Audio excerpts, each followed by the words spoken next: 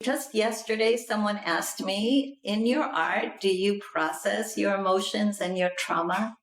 And I would say, no, that's not what's going on. It's bigger than that. I feel that what happens in the paintings goes into the realm of myth and beyond time. So sometimes I'm being prepared for the future. I'm being changed by the painting, like I'm having a new idea, a new imagination of something, a new perspective. I'm learning something. I'm going through something while I'm making that. And it is not necessarily about processing the past. It might even be about becoming the future.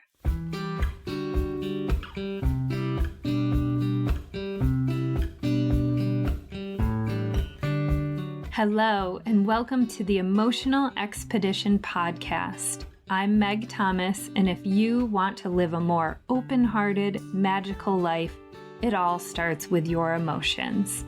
This podcast will take you on a journey, helping you to better understand, express, release, and heal your emotions. Let's get exploring.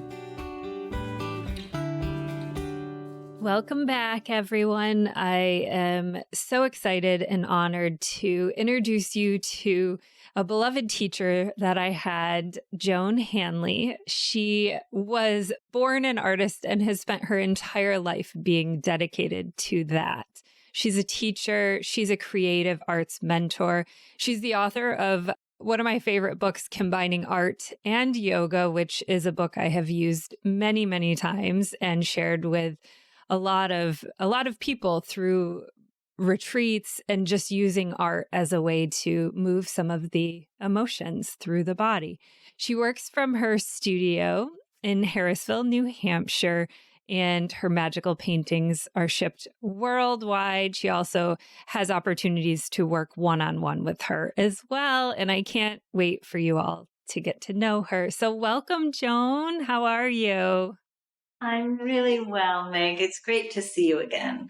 Thank you. You as well. So let's just dive in. What does it mean to be born an artist? What did your childhood look like, and how was art a part of that from the beginning? Well, I'm sure some of your listeners have this experience. I looked around my house and there were very few things that were paintings or painted or prints. But pretty young, I knew that one lamp that had a painting on it had something to do with me. And I spent a lot of my time. I was particularly interested in the cartoons. My first, The Cat in the Hat and Green Eggs and Ham, these books, picture books as a child were huge to me. And I pretty soon started drawing cartoons and stories about my family and stories about my experience. So some of us are born what they call sensitive, right? With our emotions easily affected. And for me as a child, making art, making things, drawing things always helped me to be able to sort out what was going on. It's funny, just yesterday, someone asked me, in your art, do you process your emotions and your trauma? And I would say, no, that's not what's going on. It's bigger than that. I feel that what happens in the paintings goes into the realm of myth and beyond time. So sometimes I'm being prepared for the future. I'm being changed by the painting, like I'm having a new idea, a new imagination of something, a new perspective. I'm learning something. I'm going through something while I'm making that. And it is not necessarily about processing the past. It might even be about becoming the future. I'm just trying to hold on to every word you just said. Yeah, that really opens it up to be so much bigger. Yeah. Now, what happens when you are feeling an emotion, is art a place you go if you're feeling angry or disappointed or sad? Like, is it used in a way like that for you? Or do you have other tools that you use in those moments? No, I mean, absolutely. I would go to painting if anytime I feel out of sorts. And for me, if I don't have a few different spaces, like if in my life I'm not having my meditation practice, if I'm not getting to the studio and painting, and I would even say if I'm not making the time and space to have intimate, relaxed, fun, and deep conversation with the people that I love, with my friends and family. Like in all of those things, I might find myself feeling really tense and not comfortable in my skin and grouchier than I want to be with the people I love. And to go to the studio and be involved in color and form and that intuitive, somewhat dreamy for me space, fully engaged. It's, yeah, very transforming. And even when I was a yoga teacher, people didn't know, but I often had like paints and canvases in my suitcases. And if people were going through difficult things and I was involved in some of those projections and really having to hold on to my neutrality, I was back in the room painting because that was giving me a kind of refuge and remaking of the world that I needed to be fresh the next day to teach. Wow. Yeah. What did it look like as a child in relation to your emotions? You mentioned the word sensitive. Did you always feel sensitive? And did you feel it was okay to be sensitive as a child? No, I'm sure I was teased by my family members for being too dramatic and for being too imaginative. I think it took me a while to learn that I couldn't talk about the way that I perceived the world to my parents because they would get a very worried look on their face because I was so involved in my imagination and felt things so deeply. They felt worried. It was too big for them. They were hoping for something more grounded and so I grew up Catholic. Sometimes they would bring us to mass in the middle of the day and I would get so spaced out meditating in the church. I would just walk out of the church and walk home in the middle of the day. And my poor mother would open the door and I'd be standing there, at 1:00 in the afternoon when I was supposed to be in second grade, over at the church. Those things were really, I think, disturbing to my parents and troubling. I had an invisible friend. I would just take all kinds of things in the house and cut them up and sew them differently, paint them. To me, what was natural to do was often disturbing to someone just trying to kind of keep a clean house. And, I would get a new winter coat and just have ideas about it and cut it all up and remake it. And for me, that was a natural way of being. Yeah. Yeah. What did your parents hope you would become? Did they support you wanting to become an artist? Did you even know you wanted that's the language that you wanted to become? Well, it's funny. I found a matchbook at some point when I was, I think, maybe in about third grade because I could read. I found a matchbook that's advertising an art course you could mail away for. And so that they had an address, you could make a drawing and send it in, and they would, if you paid money, I guess, registered for something, then they would send you art classes in the mail. And I was in a working class house. I didn't know anyone who took art classes. And so I made the drawing and I managed to get someone to help me mail this thing. And they called my home and my father picked up and that explained to my father they were trying to sell him these art classes for me. And he said, look, we're not going to do this. No worries. It's not in our budget. And the man, God bless him, on the other side, at the end of the phone said, look, week after week, I get all these drawings in the mail for people wanting to take this course. And I haven't seen anything with the power of what your daughter sent me. So even if you're not going to buy this course from me, at least buy her some art supplies. Mm. And my father really heard him. And that next Christmas, I got my first oil paints. And so this odd man from the matchbook really helped me. Mm. Mm. Yeah. Oh, I love that. And when you decided to go to school, you went to school for art, right? Were you set on that path of becoming an artist, or were you still exploring other areas? Absolutely. I think when I was 17, I left for Hartford Art School in Connecticut. And at that point, my parents knew me well enough, and they knew that I wasn't going to do anything else. They just thought I would go to Hartford Art School, get trained, and I would come back and live at home and paint. They never imagined that it was possible to have a successful life, which I have as a creative person. Yeah, it was not in their box. Yeah.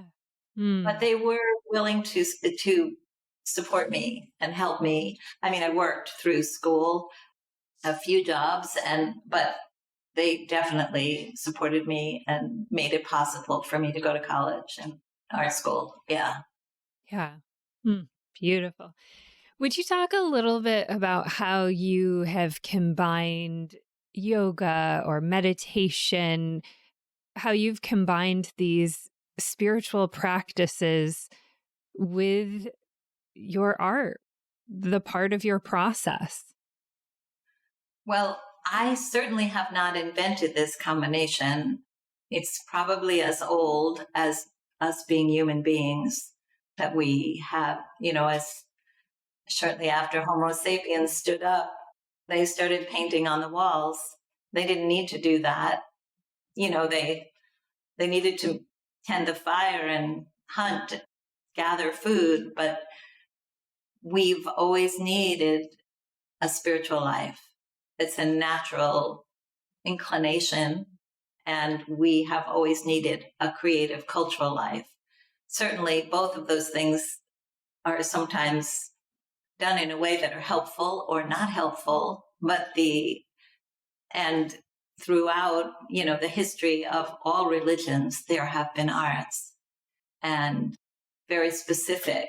And so for me, in high school, I started meditating, and I had probably been doing something like that in my family religion of Catholicism in churches, especially because I'm at an age when I was very small, the Mass was in Latin, so you didn't really understand what was going on. That actually made it more meditative. So I guess I was 14 when I learned to meditate, and I decided to major in art in high school, which was possible in New York City where I was going to school. Yeah, that's when it started for me as well, was high school, with focusing on photography and then eventually going to school for that as well. Do you believe everyone is creative? Definitely. I've never met a child that doesn't enjoy drawing. Yeah. And if you really want to know what's going on with a child, or to listen to their imaginative play, or take an interest in their drawings, is probably the best way. Mm.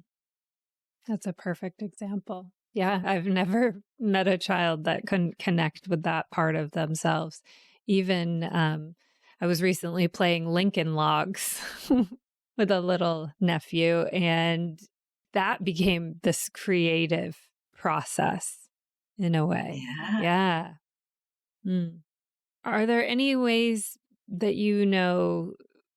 through working and teaching and mentoring that someone can find their way back to it, in the sense that maybe they've lost that sense of creativity, that part that they've connected with themselves. Do you have any tips for anyone to connect more with that part of themselves? I think there's both inner work and work in the world. So engagement in culture, the best way to find your voice as a poet is to read poetry and learn the poetry that you like, to engage in literature and stories that you resonate with or you're attracted to. And similarly, I think we all get up in the morning and we get dressed, and each day it really matters to us which color we wear. It's not arbitrary. I mean, you don't have these 4 different colored turtlenecks because they function differently, right? They're all going to give you about the same amount of coverage and warmth. But some days it really is the red one, and some days it's the black one, some days it's the white one. Or most of us, if we look at our wardrobes, we will see some colors more represented than others. And that already is telling us about how we are creatively expressing ourselves in the world. That it feels right to us to go out and be red or to be gray or to whatever the color is. At night we dream. That is the psyche speaking with us, dancing with us. There's all kinds of imagery and themes arriving. Many people don't remember their dreams, but usually if you make a little space, you will. I think it's also to notice, do you doodle on the side of your paper when you're on the phone? For some people, it's arranging a garden or knitting a sweater. There are many mediums and none are higher or lower. So I think trusting yourself about the way you want to express your creativity. Some people do that the way they arrange their home. Yeah. I doodle on everything. every notebook, every notebook. Yes. Yeah. What we talk a lot about here on this podcast is starting to understand what it is we are feeling and creating and understanding that the language of what our emotions really are, because so many of us are completely disconnected from even knowing what it is we're feeling, right? When you ask someone how it is they're feeling, most often, Brene Brown did some research on this, and people can identify 3 emotions: happy, mad, and sad in the moment. That's on average 3. And now, while there are over 87 emotions, but we can only actually identify 3, typically, the average person, in the time we're experiencing something. Does art or meditation, whatever practice it is you're calling on, help you to more clearly identify what it is you are feeling? Like, say, you might sit down and think you're angry, but then somehow through the process you understand, oh, what I'm feeling is disappointment or grief, something underneath the anger. Do you have that experience through art? Yes. And I do think that if you want to live a creative life, a good step is to know what you're feeling. That level of awareness is going to be helpful for a few reasons. One is it's like our internal weather. So it's good to know, like, if I look out to this scene out the window, it looks different to me. Those rocks look different to me on days when it's sunny than on days when it's cloudy or when it's raining. And so, for instance, when I run a critique group, even if we're talking about our art practice, I always ask people to meditate for a couple of minutes first And then just to notice like how their body feels, how their mind feels, and what their emotional state is. Because when we're aware of that, we can actually receive each other's art more deeply and not just project what we are feeling on what we see and make. So by listening to, oh, today I am feeling deflated and disappointed, sometimes acknowledging that can allow you then to have a different experience, because you don't need to act that out in your life so you can see it reflected, to hear it. You've already stopped and gotten that that message, that image that you're in. I heard Jane Hirschfield, who's a poet I really admire, both as a meditator and she's a remarkable artist, say the other day that she wants to live a 360-degree life, and that her hope from her practice of engaging in art and meditation, I'm paraphrasing now, I hope accurately, is that those practices help her show up not to the difficult moments, so that she can have all the moments, or maybe for you that would be all 87 of them. The emotions could be felt and experienced. So the 360 or 87 or whatever that word is for the full spectrum of human life, both the arts and meditation can be practiced in a way that helps us have that 360-degree life. That's really beautiful. And please correct me if I'm misinterpreting this.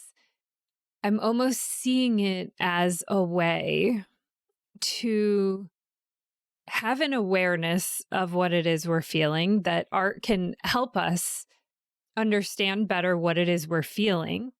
It can also help us to move it through the body and not get stuck there. And that last piece, when I think of this 360 degrees, is presence. To be able to be present for the moment. Am I getting this right? Am I picking that up in that way? Absolutely. And life is precious and full of deep pleasure and satisfaction when we're not holding anything out, including the most painful moments, the deepest losses, which we all face, losing people we love, the disappointment of things we really want not happening, feeling misunderstood or disrespected or worse. Human life is a very mixed bag of events, and it is absolutely natural to have that wide spectrum of feeling to those many things. In fact, it's where our deep ethics and creativity and our character comes from, living those experiences. I remember raising my children when they were small, and my husband helping me to understand that I needed to teach them to be kind and gentle, like with animals or with each other, that we cultivate this full spectrum, both of to be able to tolerate disappointment and anger and loss and grief, as well as to be able to cultivate generosity and kindness and other love, other emotions that give us so much satisfaction. It's like the whole project has to happen. And if you are trying to reject anything, then a very different kind of chemistry starts to happen in your life. That's a big sentence for me, that last sentence. If we're trying to reject anything, then a whole different chemistry. It's, yeah. I'm also seeing this from a different perspective than, of course, that's the beauty of these conversations. Just like we use music and movies to allow us to feel something, we can do that same practice with art. Whether, it's a song that comes on that brings us back to a moment, or a song that breaks something open in us and allows us to feel our sadness or grief or joy, whatever it might be. So I'm now looking at this from the perspective of someone viewing the art. Do you ever get to be witness to people experiencing your art through the lens of their life? Oh, well, that's what they do. Yeah. That's how it happens. Yeah. So last week I had an opening and got to watch people, look at my paintings, many of them seeing them for the first time. They might have seen an image of them on Instagram before, but not stood in front of them. Some of them buying them to live with them. And that's a really deep relationship. And the first thing people do is they look for themselves and where they are. Absolutely. And visual art is a little different than movies because movies are in time. So when there's something difficult going on in a film, we know that it's not going to last forever. And so we can usually tolerate films dealing with the difficult things in life easier than we can a painting of it. Can feel overwhelming because it's just there.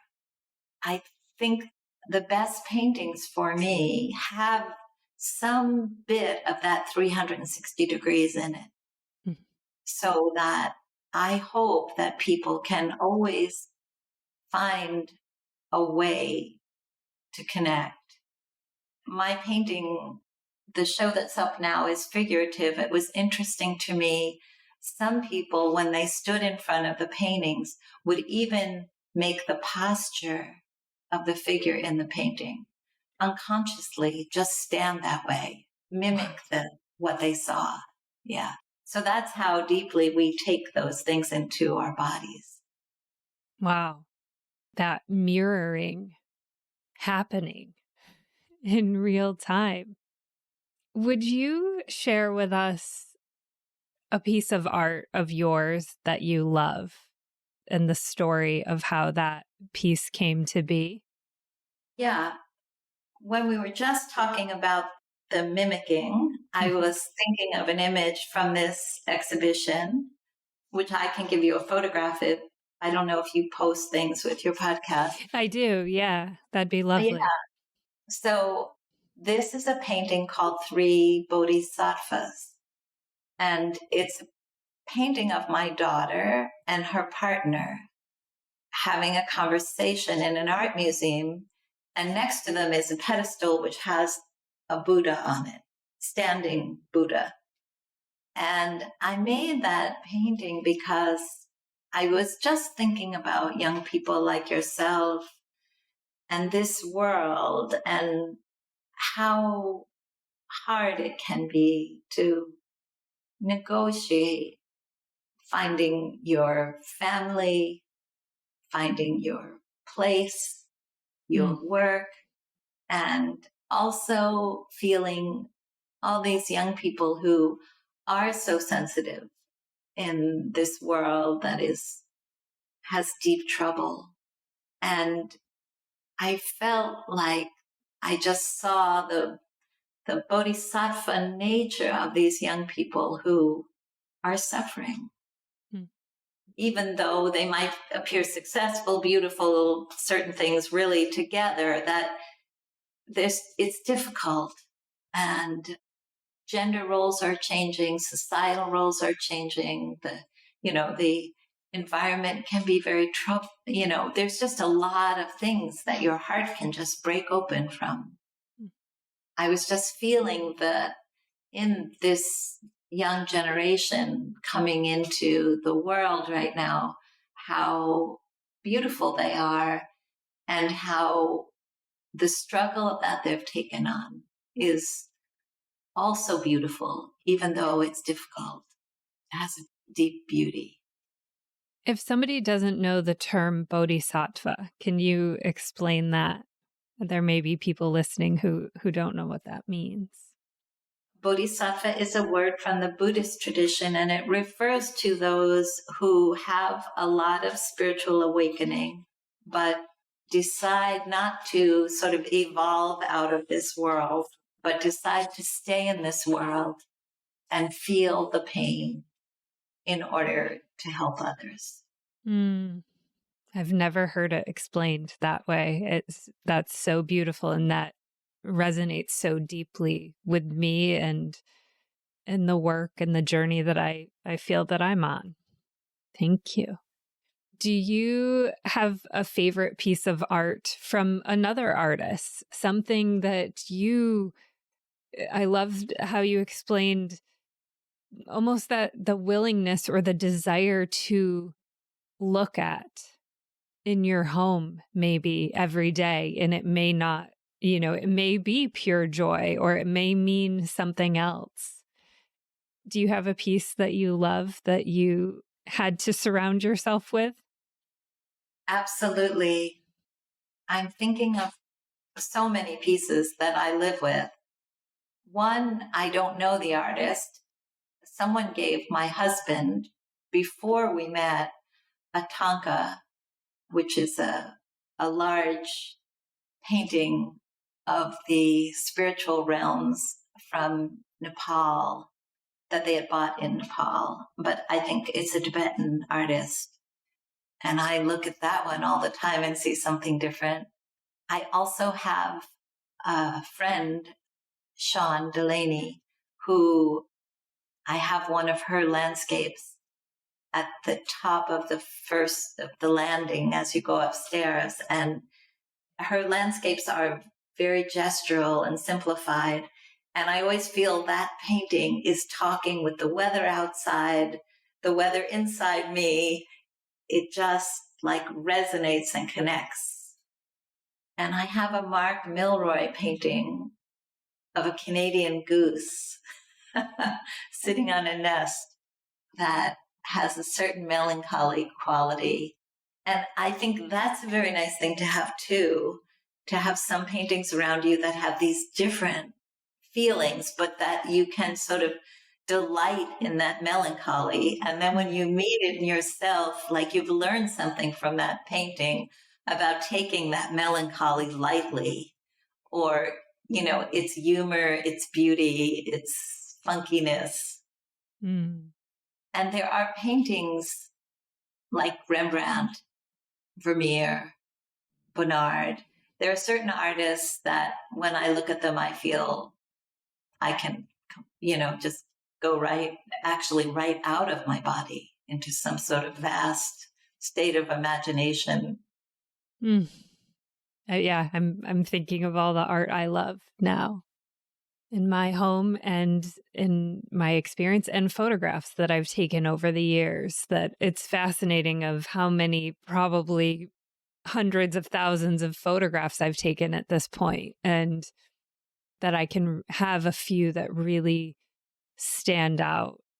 And I think there's this connection for me, which is why I was so excited that you agreed to be on this podcast. It's something we haven't explored yet in this podcast. And this idea of art, even if you don't consider yourself a creative person, which I too believe everyone is creative, that art can be a way to allow us to feel more deeply and to understand what it is we are feeling. It can allow us to access things within us that we maybe weren't conscious of. Absolutely. One of the greatest assets of a human being is imagination. And imagination needs to be cultivated, just like anything else. And that's what the arts do. They cultivate imagination. And that allows you that 360-degree life. And it also allows you to relate to the world from a deeper level. You can, through being with a piece of art, enter someone else's world. Mm. And as you enter their world through the doorway of imagination, that opens your capacity to relate, to empathize. Your ideas and can be questioned. The whole thing becomes fluid and alive. It really activates your humanity. Mm. I'm getting so much out of this conversation and really connecting myself with that deeper creative part. What does meditation look like to you? And how do you practice that within your making of art? What does that look like? I can't imagine living without meditation. To me, it's really just dropping in, taking the space to really feel what it is like to be in this body, in this moment, allowing myself to have the space to relax my mind and to witness what the mind is doing. What's the weather like in the mind today? When I meditate, I often have the feeling that as I relax my mind, it actually drops to some shelf in the body. Not necessarily always the same place, like it relaxes down into the heart space or it relaxes down into the belly. And I'm almost perceiving my body from a deeper place in my torso. And from that embodied, relaxed, but awake consciousness to feel the world, you can feel a lot. And sometimes when we're sensitive, we get the message we should feel less, we should close down. But actually, that sensitivity is a great asset. And meditation can teach you how to open and really feel a lot and watch it move like clouds on the sky or waves on the water. And that education about how it moves and how things change is its own kind of grounded security.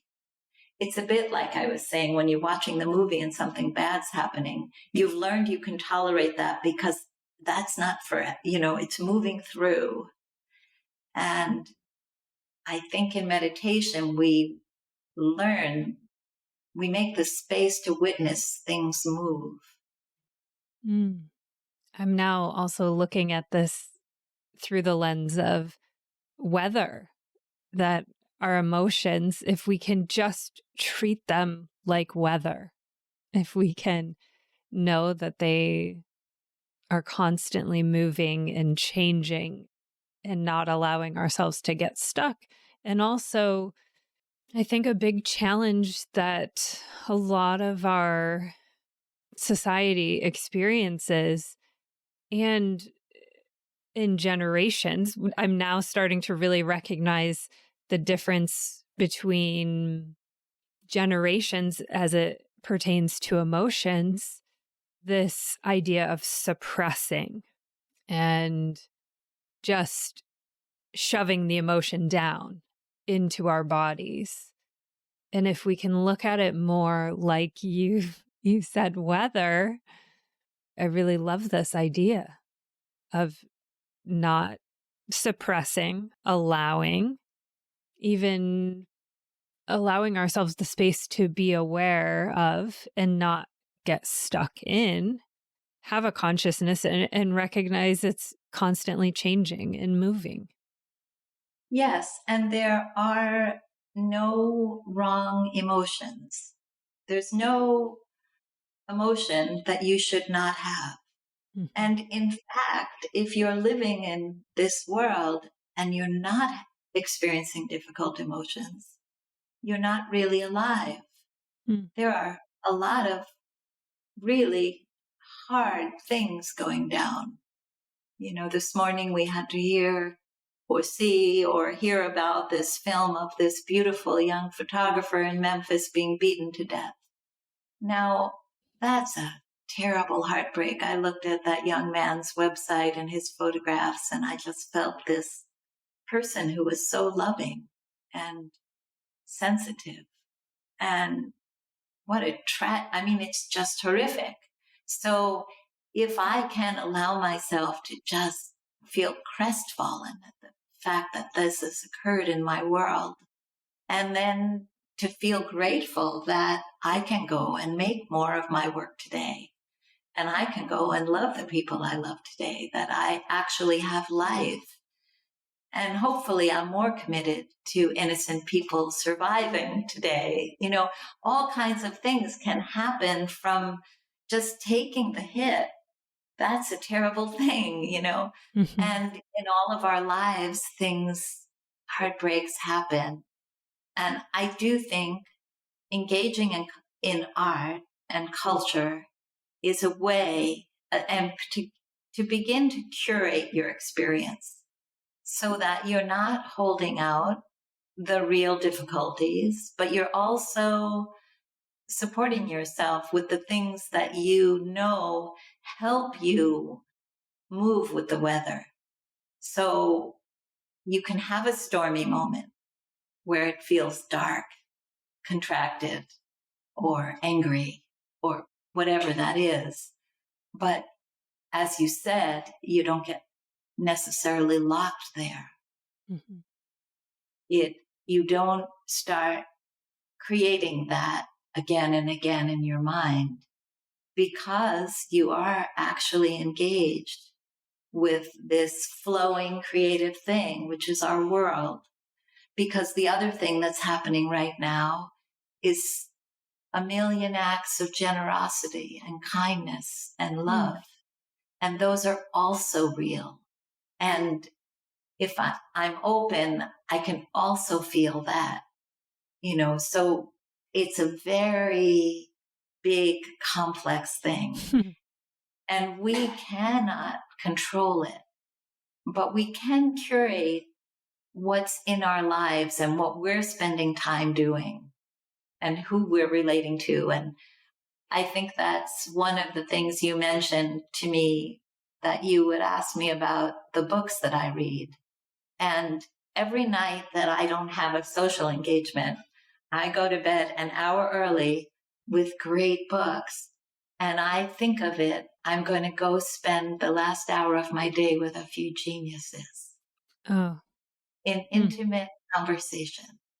Yeah. What would you say your purpose is? Oh boy, that's a big question. I know, I've never asked anyone this question. Well, I think I have a few, because I have different roles and relationships. As an artist, I do feel that I've made some great paintings, and I do feel there are more to be made. I have farther to go. And so I'm a little bit driven to get those paintings done in this short human life, and to do the best job I can in that.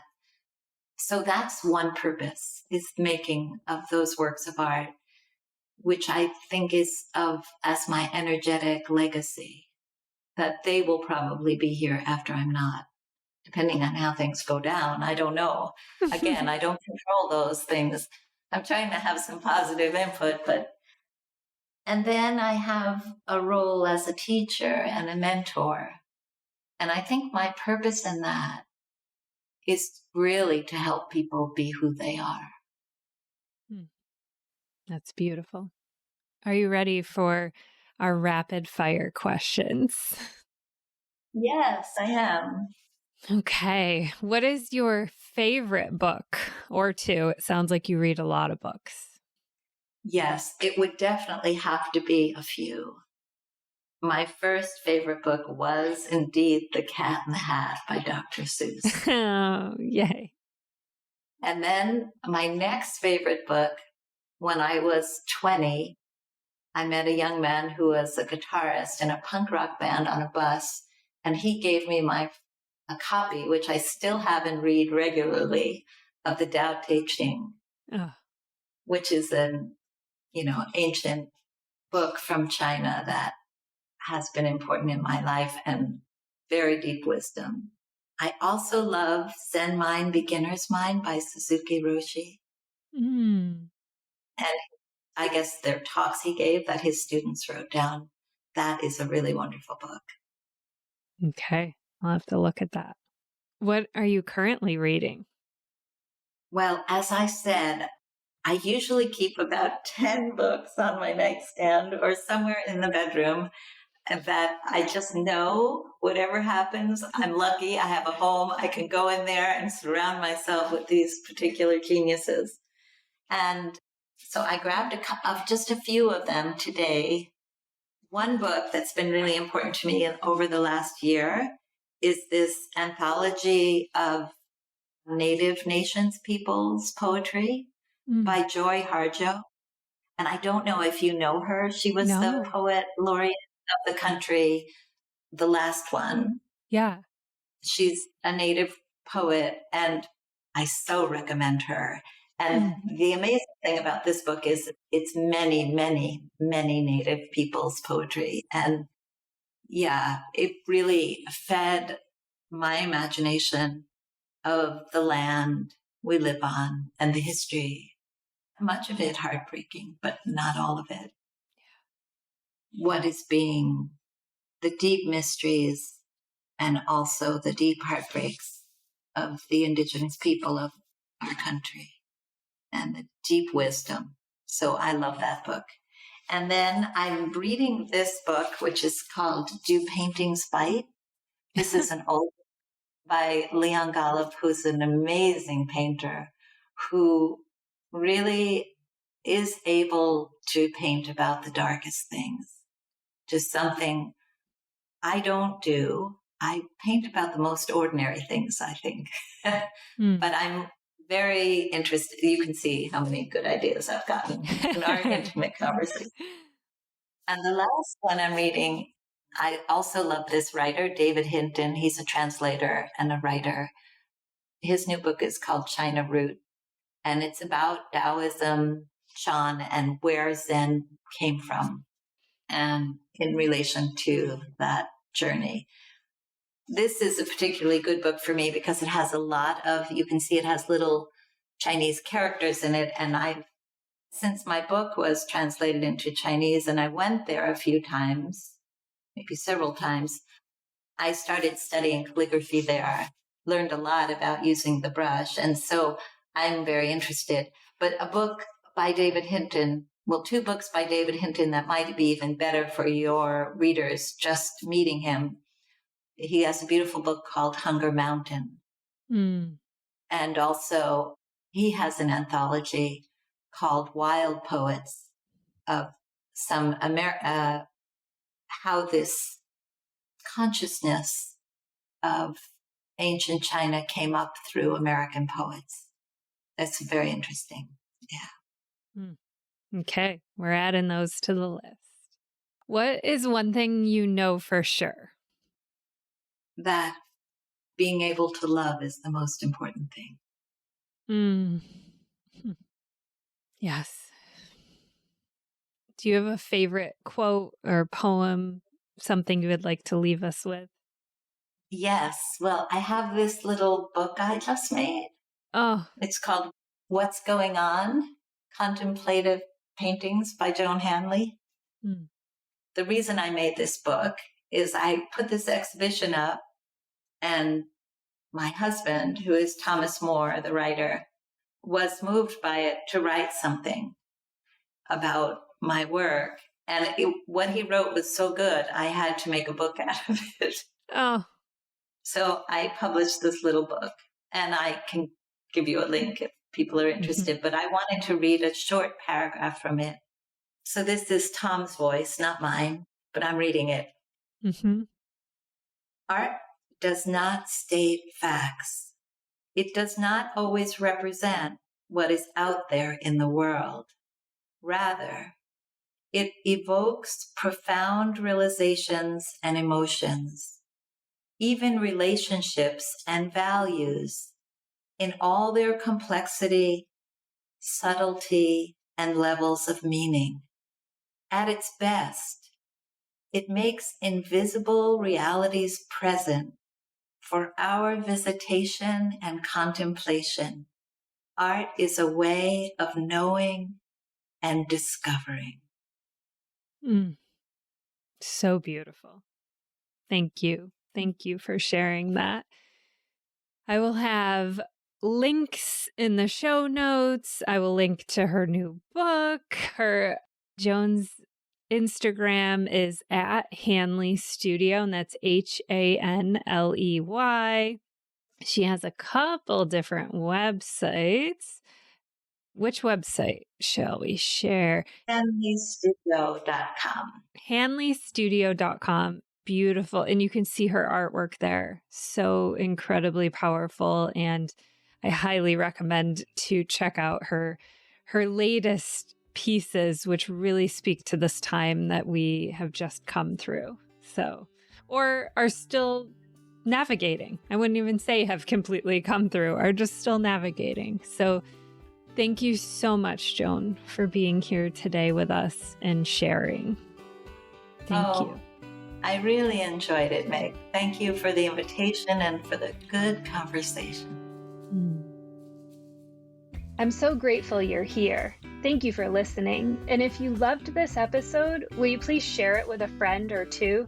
Be sure to rate, review, and follow the show on Spotify, Apple Podcasts, or wherever you get your podcasts, so you're sure to never miss a single episode.